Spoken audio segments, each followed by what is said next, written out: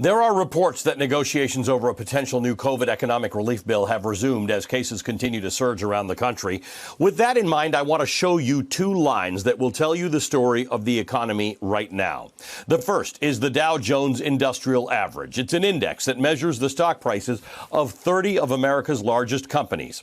The other line isn't a graph. It's this image of 6,000 cars lined up to get food for Thanksgiving at the North Texas Food Bank in Dallas.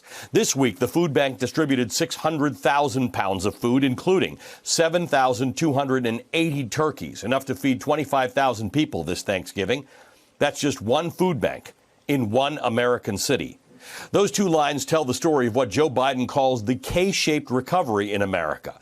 The top line of the K is up and to the right for the investor class. The bottom line is down and to the right for the working class, the working poor, and the unemployed. The poverty rate in America rose by nearly 2% over the summer. That's nearly 7 million more Americans falling below the line. The expiration of government assistance programs like the weekly $600 federal pandemic stimulus payment likely contributed to that spike. In America, the richest country in the world, live millions of people who are referred to as food insecure, meaning they lack access to adequate food because they don't have enough money. In 2019, when the economy was much stronger than it is today, 10.5% of all U.S. households, about 35 million Americans, were food insecure at some point. By the height of the COVID shutdowns, the number of food insecure households skyrocketed, estimated by Brookings to have more than doubled to 27.5%. A separate study estimates it at 29.5%. Somewhere in the neighborhood of 100 million Americans are unsure how and from where they are going to get the next day's meal.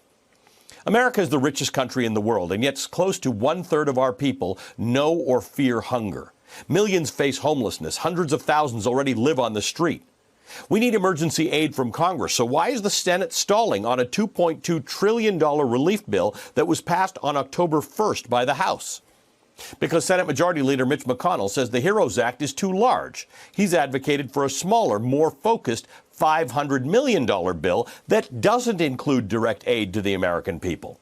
McConnell's skinny bill would indemnify companies that could otherwise face lawsuits if returning workers contract COVID.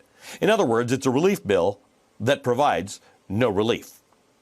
There are times for political jockeying. There are times to worry about the national debt. There are times to argue about the effectiveness of government aid. This is not that time. This is the time for us to understand that our fellow citizens are literally going hungry.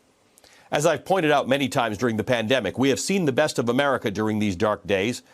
Rarely has it come from the nation's capital, but the one thing we cannot do without Washington is this, and without the Republican-controlled Senate. Senators have gone home already for Thanksgiving. Let's hope they realize how many people will not be celebrating on Thursday because of their inaction. All hail, King of the Losers!